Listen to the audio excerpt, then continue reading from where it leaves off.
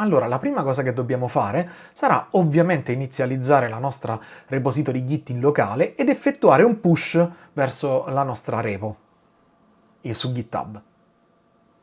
La prima cosa che faremo in questo momento sarà creare una repository locale e linkarla ad una repository su GitHub. Quindi che cosa faccio? Vado su GitHub, quindi GitHub, vado a creare una nuova repository, la lascio pubblica, cerco di essere compatibile con quello che abbiamo, CI test node v1, quindi CI test node v1, vediamo un po', ce l'abbiamo disponibile all'interno del nostro blocco di codice.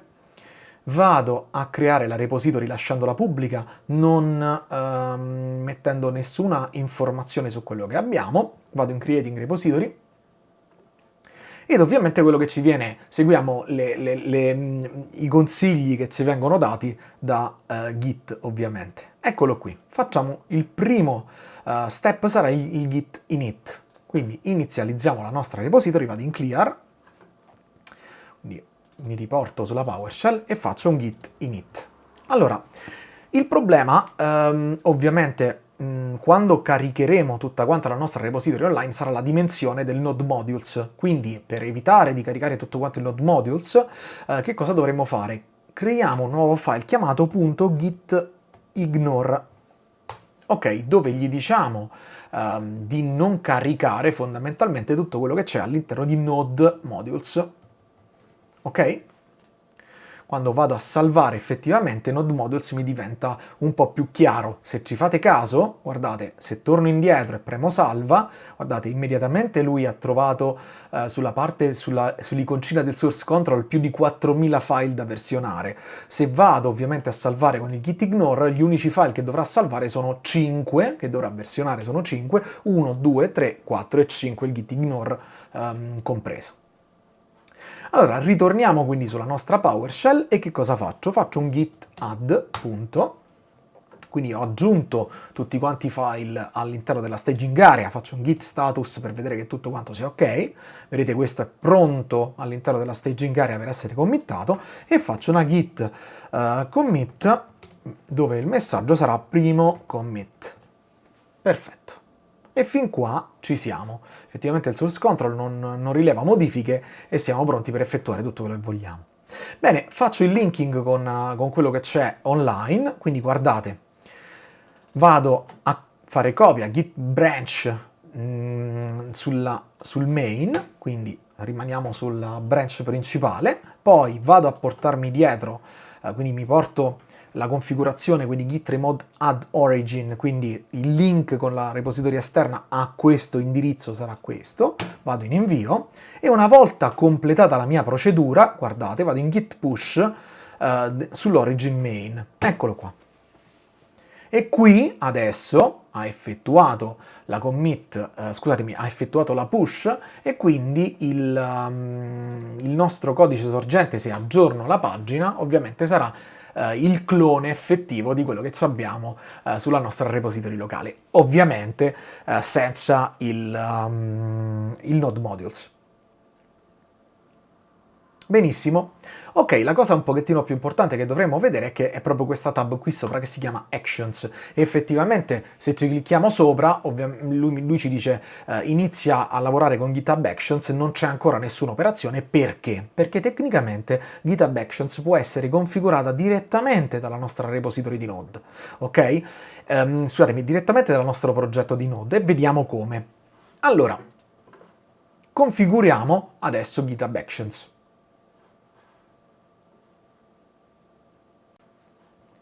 Per configurare GitHub Actions che cosa vado a fare? Allora, intanto chiudo tutti quanti i file che non mi servono, lascio soltanto aperta la PowerShell. Ok, vado in clear. Allora, la prima cosa che mi servirà sarà sicuramente creare una nuova cartella che si chiama .github. Ok, è una cartella particolare che verrà riconosciuta direttamente dalla nostra repository online, quindi dal nostro provider di versionamento. All'interno di GitHub vado a creare una nuova folder relativa ai workflows. Eccole qua. Sono due cartelle, una innestata all'interno dell'altra. Mi raccomando, dentro a GitHub c'è workflows, ok? Quindi la cosa più importante da capire è che tutti quanti workflow che dovranno essere generati, che ce ne può essere anche più di uno ovviamente, saranno inseriti all'interno di questa cartella. Quindi per capirci, ok? Vediamo un po' se c'è folder. Eccolo qui. Questa qui è la folder principale, quindi facciamo così, .github. All'interno della folder di GitHub ci sarà ovviamente la folder chiamata workflows, ok?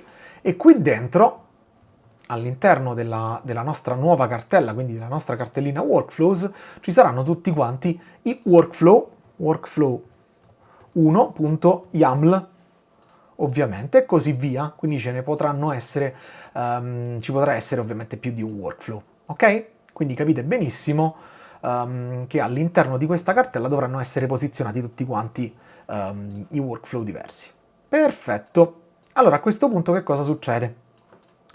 Andiamo a creare questi workflow, ne creiamo soltanto uno di continuous integration. Vado in new file, ovviamente faccio node.js.yaml, ok, oppure primo, posso chiamarlo come voglio fondamentalmente.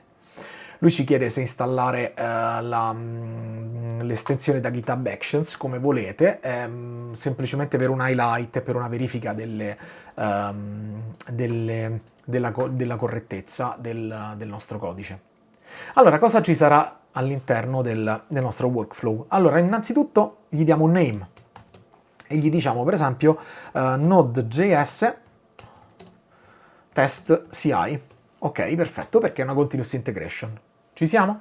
Quindi on e cerchiamo di creare quali sono gli eventi. Quindi in questo momento noi che cosa stiamo inserendo? Vado in cancelletto, eventi, events. Allora, a quale evento? Quindi all'evento di push, ok? Di quale branch? Vedete che vado a capo, lui mi corregge automaticamente tutto quanto il codice. La push su quale branch? Allora, gli diciamo branches, due punti, in questo caso abbiamo soltanto la main, ok? La facciamo abbastanza semplice. E poi, ovviamente, se volete, anche alla pull request. In questo esempio non le facciamo delle pull request, ma è solo per farvi capire che in questo caso abbiamo due eventi che vanno a scaturire, che vanno ad attivare effettivamente il mio workflow. A questo punto che cosa facciamo? Definisco i jobs, ok? Quindi vedete che l'highlighting degli errori fondamentalmente ci viene tolto. E allora che cosa facciamo? Creiamo un solo job. Questo job si chiamerà build. Ok? Effettuiamo la costruzione. La build che cosa si porterà dietro? Si porterà dietro la costruzione di tutto quanto il codice e poi l'operazione di running del test. Quindi che cosa dobbiamo specificare? La prima cosa che andiamo a specificare sarà runs on. Quindi che tipologia di runner dobbiamo scegliere? Quindi scelta del runner, quindi qui gli mettiamo un bel scelta del tipo di runner, la VM ovviamente, perché il runner ci avrà una macchina virtuale direttamente collegata a quello che è l'environment su cui dovrà girare il nostro codice, e questo runs on sarà Ubuntu latest.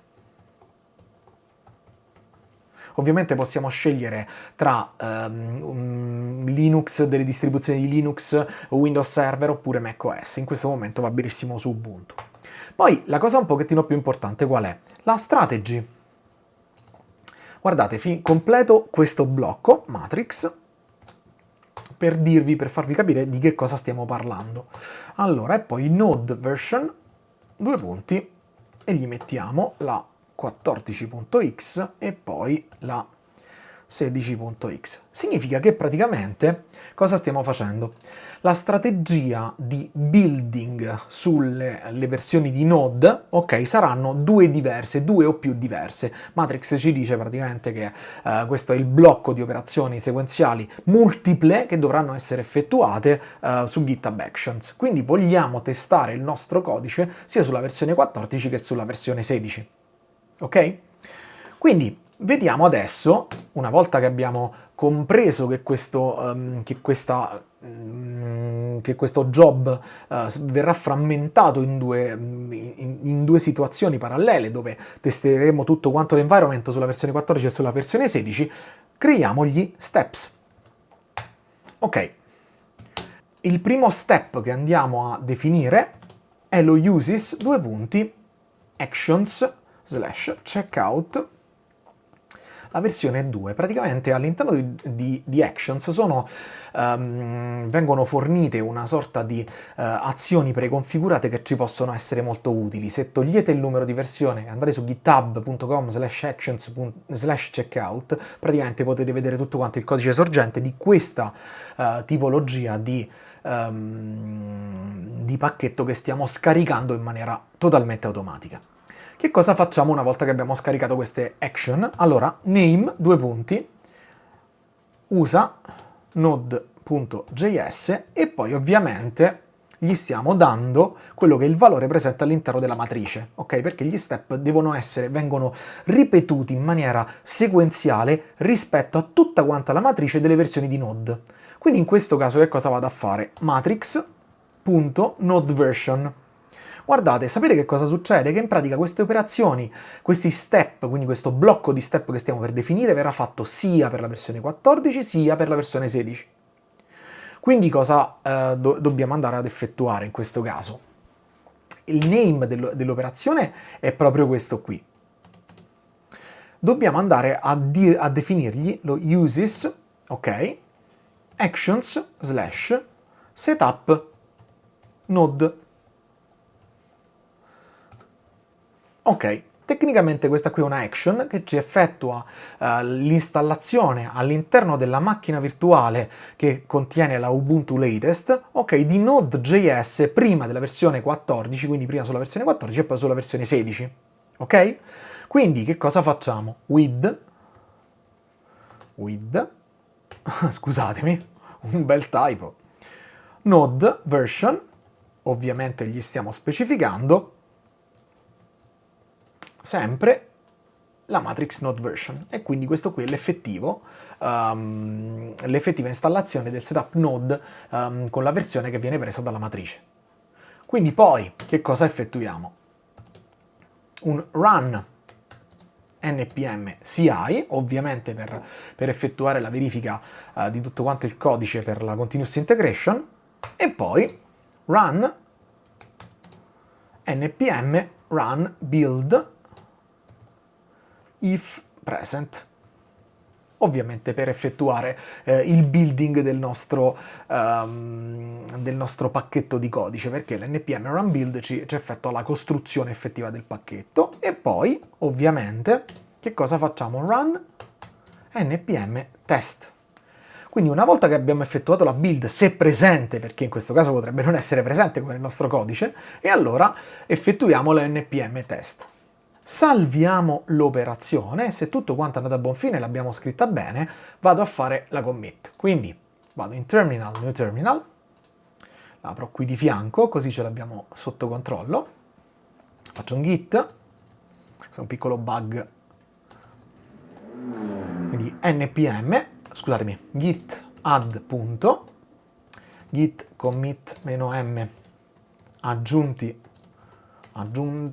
workflow, ok, git push. A questo punto vedete è stato inviato il codice direttamente a GitHub. Andiamo ad aggiornare la nostra repository di prima, stiamo sulla tab actions e vedete qui è appena comparso one workflow run. In questo caso guardate, in now è passato da in progress a 12 secondi, ve lo zoom un attimo e vediamo che cosa è successo. C'è un problema qui, c'è una bella X. quindi qualcosa è andato storto. Tutti quanti i workflow, vedete, vengono elencati qui di fianco. Questo qui è il nome del workflow che abbiamo appena creato. Vedete, Node.js Test CI. Quindi vado qui sopra, ce l'abbiamo qua. Vado a cliccare, clicco su aggiunto workflow e vedete 2 jobs completed, ok? Vado a cliccare qui sopra e entrambe, vedete, la build della versione 14 e la build della versione 16 non sono andate a buon fine. Il bello è proprio quello che vi dicevo inizialmente quando abbiamo visto la struttura di GitHub Actions. Se io ci clicco sopra, effettivamente io vado a vedere tutti quanti i log, ok? Se ci fate caso, unable to resolve actions, checkout at 2, ok? Perché ho sbagliato a scrivere questo 2, qui ci va un bel V2, ok? Quindi la versione 2. C'è stato un typo. Rifaccio la mia operazione, la PowerShell la metto qua sotto, tanto ormai avete capito più o meno come funziona. Quindi faccio un git add.git commit -m, aggiunta correzione workflow, ok, git push. Ok, vado a rivedere immediatamente sulle mie actions. Guardate, è appena stata aggiunta la correzione, è in coda, sta facendo il setup, il provisioning del server dove ci sta installando la build. Eccolo qui, vado qui sopra, se ci fate caso ci sono le 2 build che stanno runnando, ok? Una non è andata a buon fine e l'altra è andata a buon fine. Vediamo per quale motivo. Allora, intanto vediamo quella che è andata a buon fine. Vedete? Queste sono tutte quante le operazioni che sono state effettuate. È stato fatto il setup del job, è stata fatta la checkout della V2, è stato, vedete, creato lo USA Node.js 16, quindi tecnicamente di che cosa stiamo parlando? Di questo frammento di codice qui sopra, che è il name che viene visualizzato nel log, ok, della nostra operazione, questo è il dettaglio.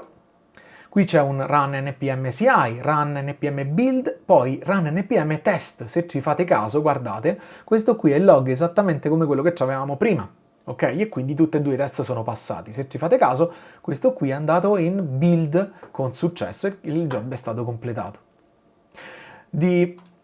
A differenza del 16, guardate, qui non c'è la possibilità di effettuare, tra virgolette, quindi il run npm CI, perché nella versione 14 potrebbe esserci qualche problemino, soprattutto per quanto riguarda la parte di CI. Quindi cannot read properties express of undefined, quindi c'è stato qualche problema soprattutto nella parte di build. Quindi nella versione 14 c'è stato qualche errore.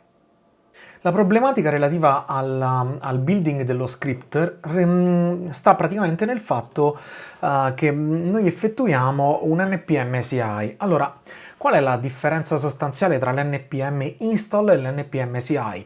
L'npm CI è direttamente collegato e direttamente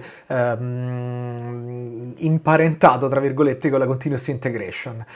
Ciò significa che in pratica è sempre una routine di npm install che si porta dietro l'installazione dal package.json, è soltanto che l'npm CI è strettamente collegato al package lock, quindi potrebbe esserci qualche problema direttamente nel package.lock. Ritornando, per evitare questo problema, quindi per effettuare, dato che non si tratta di un progetto così stringente ma soltanto un progetto didattico, al posto del CI possiamo fare un npm install e risolvere il problema. Quindi che cosa farà l'npm install? Se non c'è il package lock.json, ovviamente andrà a prendere il package.json, altrimenti si vincolerà anche al package lock.json. Quindi ritorno, faccio il commit, quindi vado su terminale, ricostruisco, mi riporto il terminale, eccoci, faccio un git add, git commit -m, aggiornamento workflow con npm install, git push, effettuiamo la push, è andata a buon fine, vado ovviamente su Node.js, eccolo qui, i jobs stanno runnando in questo momento, sono in coda, eccolo qui, sta andando in build la versione 14, selezioniamo quella importante, parte l'npm install, ci sono stati dei warning, però effettivamente è andata a buon fine. Guardate, la 16 è arrivata prima della 14, a testimonianza praticamente che i job sono stati eseguiti in parallelo. Quindi andiamo su Actions e ci ritroviamo sull'ultimo commit effettivamente tutte e due le build pronte. Quindi abbiamo con successo verificato che la nostra pipeline di continuous integration è effettivamente andata a buon fine. Il prossimo step sarà quello di creare un ulteriore livello di automazione, che è proprio quello della release, ok? Rispetto a quindi da GitHub Action direttamente verso Docker Hub, e quindi la creazione automatica di un'immagine con tutta quanta la nostra REST API a supporto. Ci vediamo al prossimo video.